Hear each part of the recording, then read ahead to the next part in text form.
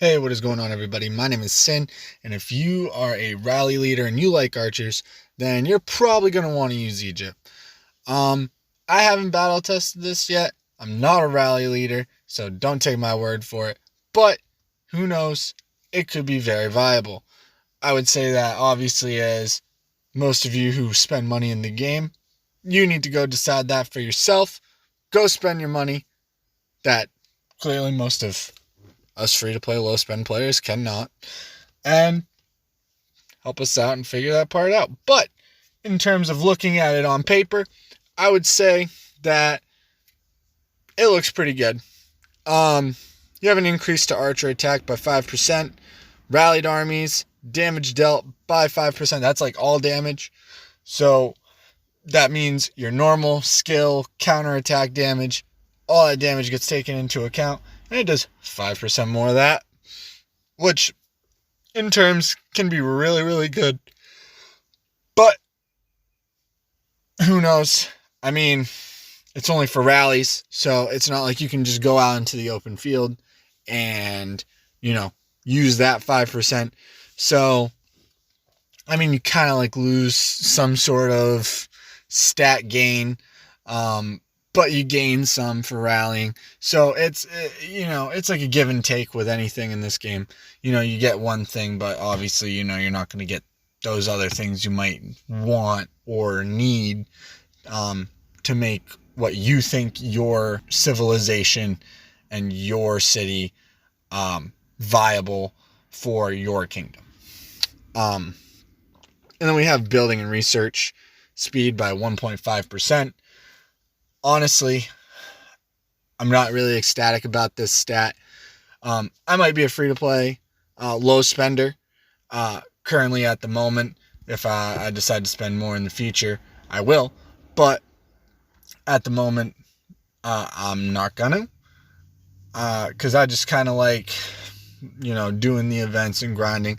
And for the most part, like most people, I got bills to pay. I just don't get that kind of money to drop at the current moment. But if I do, well, that you'll know. So, but in terms of this whole building and research speed, I really don't think it's that good of a stat.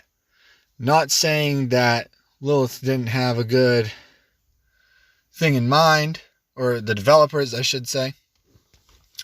But I don't think it's going to make too much of a difference. Depending on what you're researching, it might only take away, I want to say like 10 hours on one if you're like at the very end of your research and building journey for certain things. But it's not going to take away much more. And as you can tell with that that thing that just popped up on my screen, I am recording on my phone. I just, this is what I got. This is what I'm using. So, aside from that, looking back at this, I'm really not ecstatic about that stat. But I still do like the archers attack by 5%, which if you go and you go switch to this special unit, the Mariana, I don't know how to say that. Butchered it heavily, probably. They get a health stat bonus, and it goes up by 26 points on their elite version. Honestly, I'm not really sure, looking at it, if it's better than the Ottoman or if it's better than well, I know it's probably better than Britain. But in terms of Ottoman, Ottoman get 5% health. And they get skill damage bonus, which isn't all damage, but skill damage can be used across the board. So, and that's for all units. So that's why, in my opinion, even if you go Egypt, I'd probably say if you're an archer commander, I would definitely switch to the Ottoman. They do get a health stat bonus. And yes, it's not a whopping 26 points on health. But they do get 5% increase. So whatever a 5% increase in health is, probably equals out to that. So would I say go Egypt and stay Egypt? Probably not. I'd probably say go Egypt, get Imhotep as your archer commander, and then work on it through Ottoman. I wouldn't really say there's any other ones that I'm looking at that would do what I think they should do.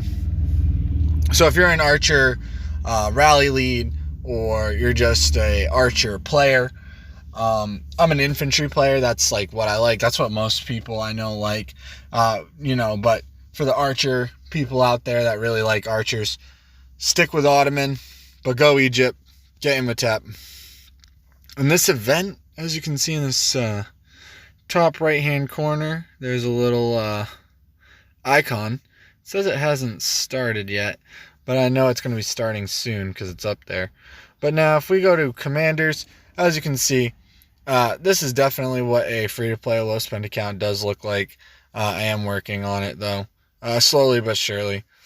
But if we were to go down, and we were to go to Hemotap, which is who you would get, you get a inflicts a debuff on up to 5 targets within radius, which I don't know how big the radius is, but it's for 3 seconds, increasing their damage taken by 10%, which for me that's definitely a huge debuff.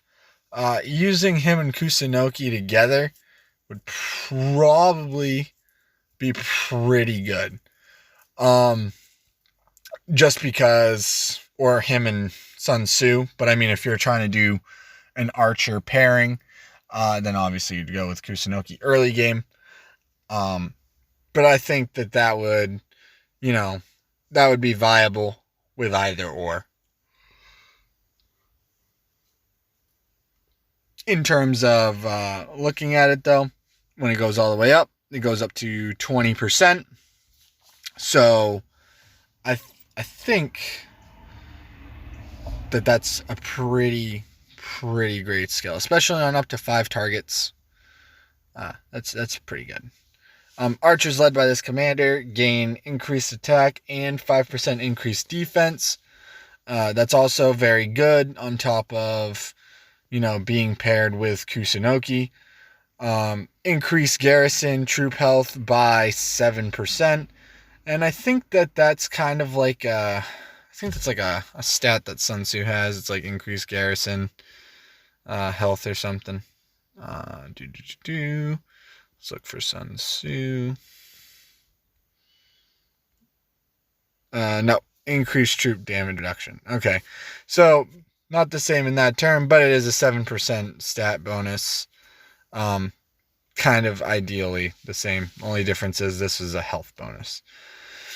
I don't really know how I feel about that because it's only for your garrison. So early game, again, could help really good, but obviously not against people who are spending money. That's what I'm going to tell you.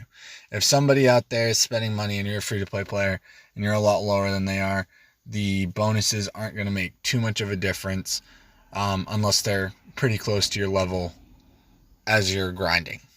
So, if they attack you and you're both about the same power and you've built up your technology close to what they've built up to, even though they're a spender, and they just attack you early on, you have a chance.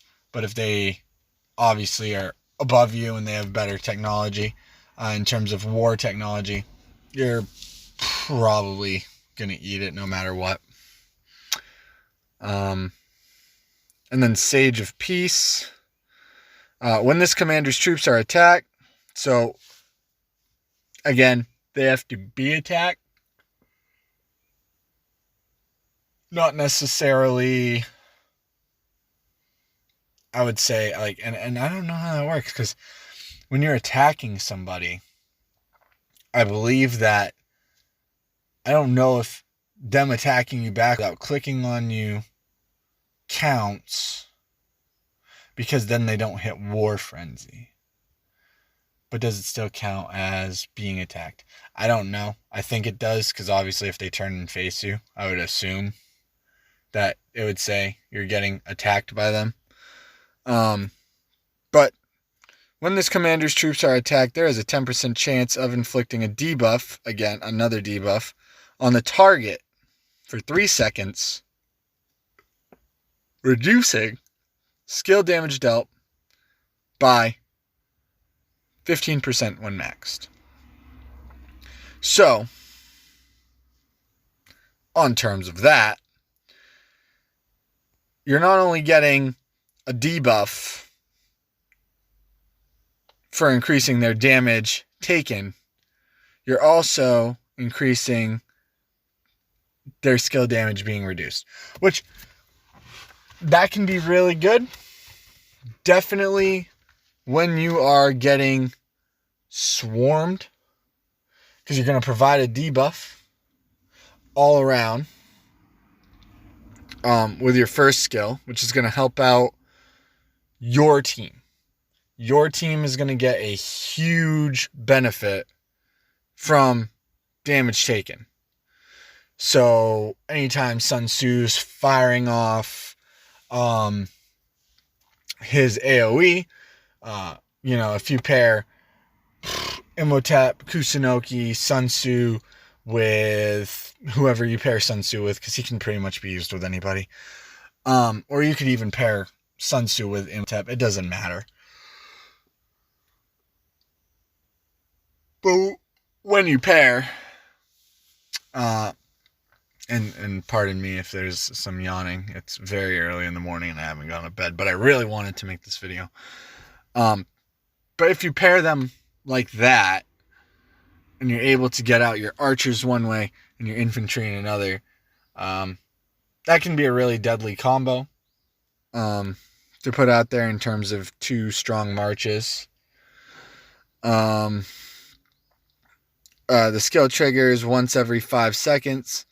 So, for the skill damage reduction anyway. Which, I mean, in 5 seconds, if you have a strong army and he stays out there long enough to do, like, let's say he's out there for like 30 seconds. Okay. That's pretty good. Because it triggers every 5, so you could, effectively mess someone's skills up by that 15% margin for like six turns of 30 seconds.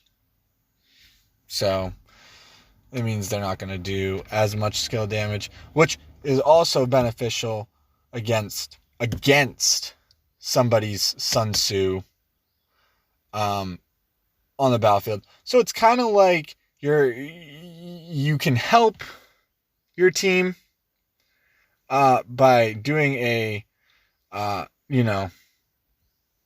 damage taken, because then you're helping them increase it, but you're also helping in the sense of decreasing their skill damage. So if somebody has a Sun Tzu out there and you have Sun Tzu and they have Imhotep, I mean, it would level the playing field pretty good in terms of strength, but as well, it makes it so you're doing more damage and they're doing less damage with your Sun Tzu and their Sun Tzu, if that makes sense.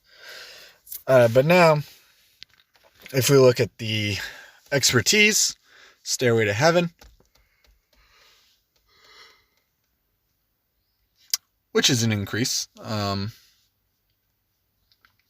of the enhanced version of the High Priest.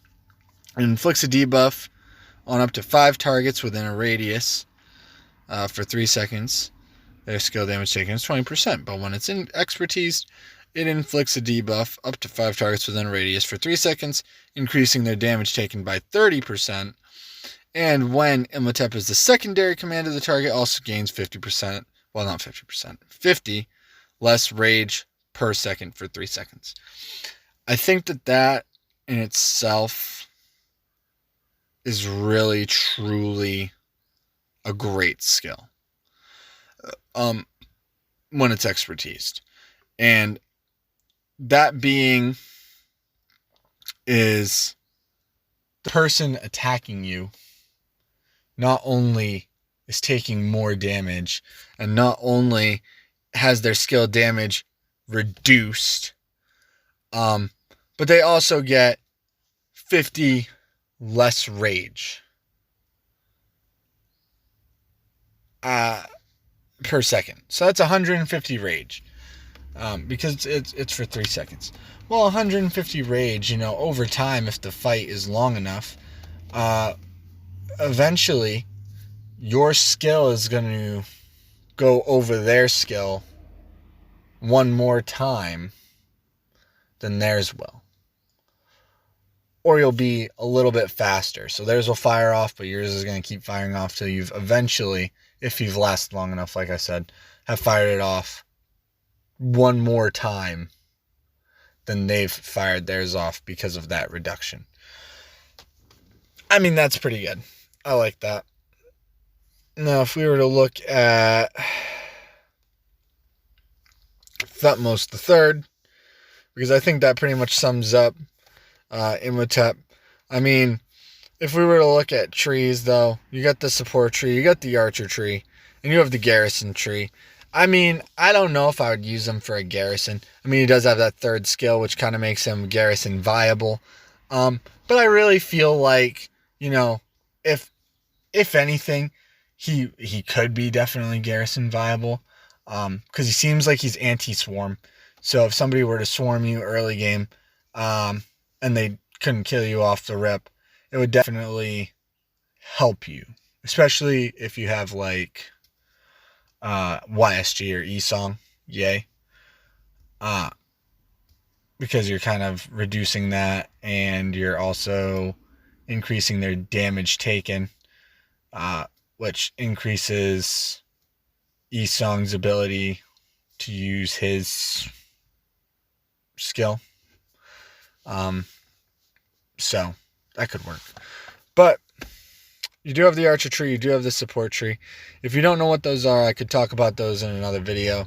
But I want to dive into talking about Thutmose III, who I think I think he would be another great archer commander with YSG that I just mentioned. YSG comes out partway through Kingdom vs. Kingdom Season 1. So if you aren't there yet and you don't know what that is, you'll find out.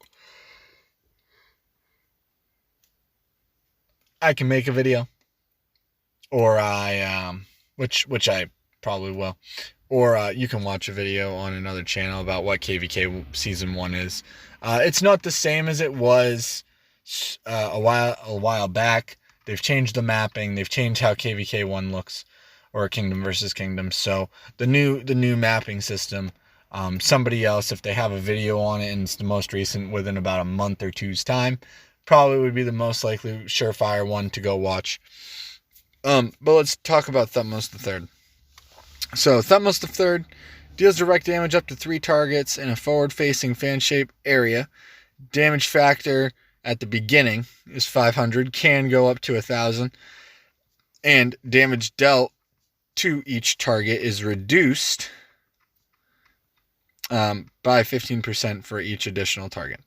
So pretty much if he hits all 3 of his targets, it goes down significantly. I think that would be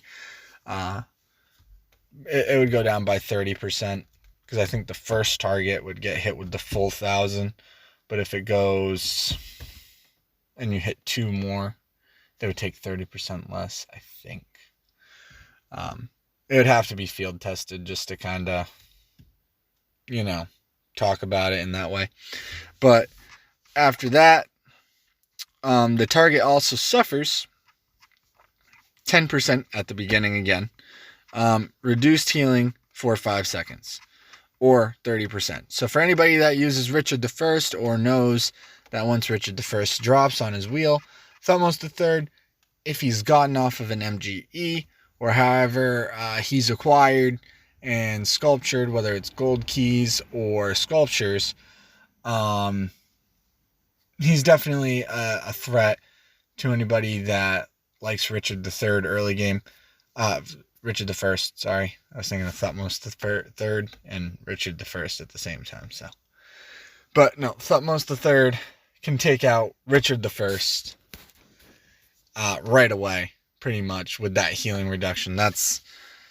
It's crazy. I think they did that too, just because Richard I was very overpowered within the first couple seasons of KVK. People don't use him that much, and maybe people disagree with me, but I do know he's been used pretty heavily by people who are whales, because he's just so strong early game, and then eventually he falls off.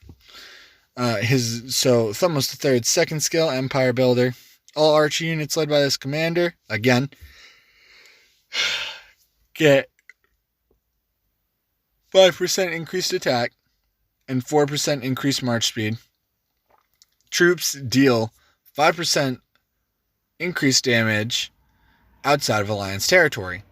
Now, when they say troops deal 5% increased damage, it doesn't say like attack damage. So I'm wondering if that's all damage, that's counterattack, and normal attack. But obviously, I don't think it's skill damage because it doesn't say commander. So I don't know. Don't know how that one works. 100%. But each of the stats for the archer attack can increase up to 15%. The march speed goes up to 10, and the damage bonus goes up to 15. So, looking at it, it looks pretty good. It does say damage bonus, so maybe that's all damage. I don't know. Moving on, conquest of Mitanni, I think. Butchered that too, probably. Archer units' defense is increased by 4% when on the map. So again, they're just giving them an extra stat as long as they're on the map. This one did say outside of Alliance territory at the end of that. So essentially, it's good for conquering neutral territory or going into enemy territory to fight. Fighting on your own territory with him, it's kind of not good, I guess. But this one says on the map, so this one doesn't matter where you are on the map. And each troop has a 10% chance of inflicting a debuff on the target, increasing its skill damage taken by up to 5% at the start.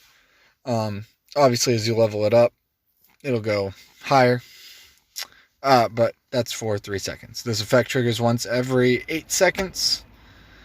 I don't know how I feel about that, because Imhotep's is just, I believe it was, you get it expertised, and it is what it is. Vast territory. Troops led by this commander take 4% less counterattack damage when attacked. I feel like that's to go against Charles Martel, because Charles Martel does have a counterattack damage increase on one of his skills. There is a 10% chance to deal skill damage to the target. Damage factor, 300. Or 700. So this is kind of like having El Cid.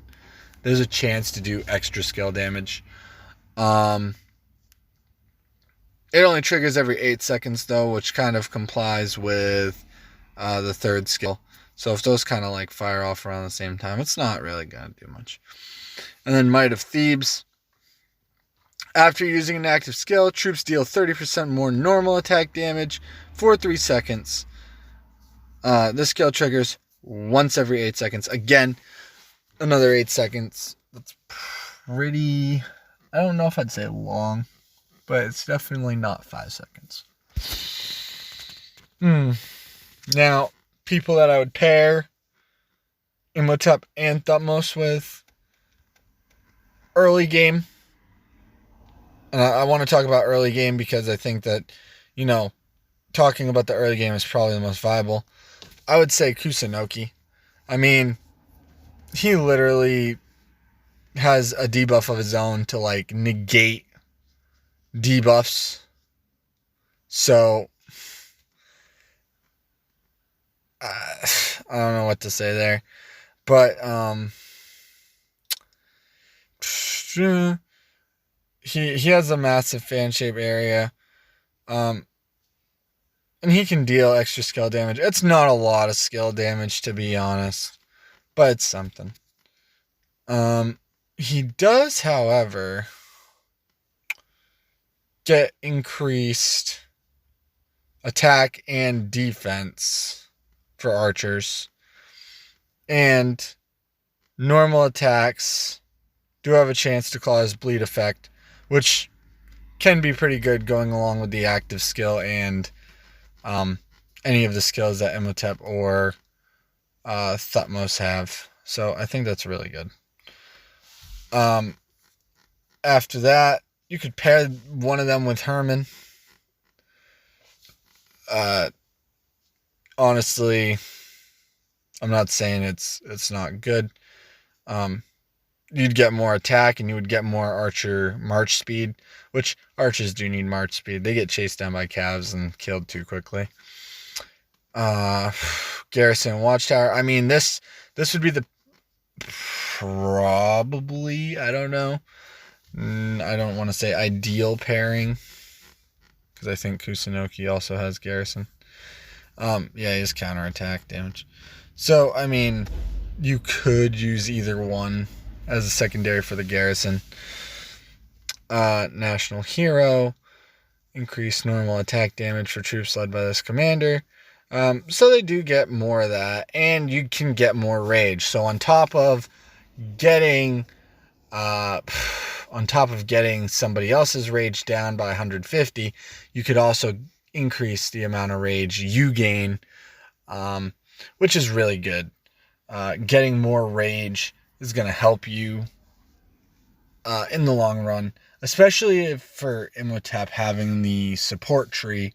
The support tree gives more rage as well, by like 150, I think. So getting an extra 100 rage on a 10% chance could be really viable to make some killer pushes. How viable, I don't know. And then, of course, this was the increase for that. It just brings up your damage factor, which is what my Imhotep might need. But he does have like an AoE type skill. So using him with Herman, who has a single target damage skill, I'm not sure how good that is. Now, if we were talking about using El Cid, if you're a spender and you get El Cid and Hemotap at the same time, I mean, it's another 1,000 damage for them to have. And then there's additional damage factor on a 10% chance, which could be another 1,000. So on that, it's like, you probably could shred. Probably could shred a Richard or Charles Garrison if you use both Thutmose and Elsa at the same time. Maybe. I mean, again, it hasn't been tested, but I would like to think that it's possible. Looking at this gives you extra defense and march speed.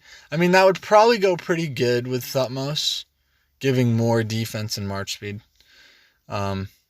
Especially if you do use Eygpt with the rally lead, like with the all damage. I mean, that's pretty ideal for a combination. It might give El Cid some more purpose, but it'd be more like being the secondary than it would be being the primary.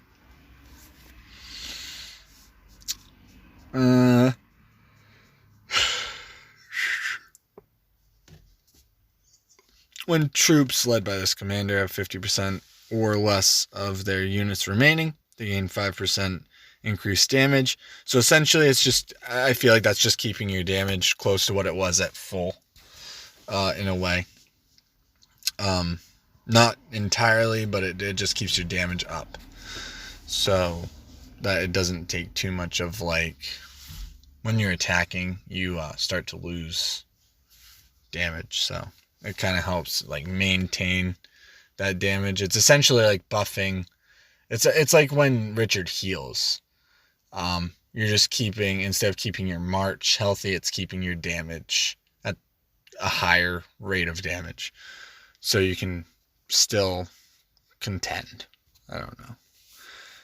And more march speed. Yeah,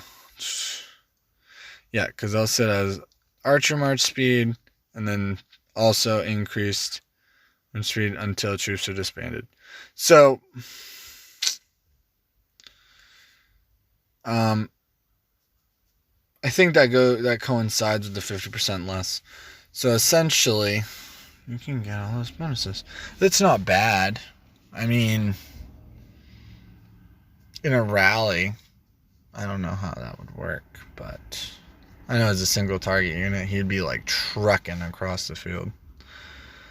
And then ideally having this skill on top of that would definitely help Thutmose. But in terms of using Elsa by himself, I wouldn't. So, on a recap, I'm thinking maybe that's the play. You would do Thutmose III, and then you would go Sid, but obviously if you're not a, spender and you're free to play, you'd probably go Imhotep or Herman. Maybe. I mean, the silence is definitely pretty strong, so you could do that.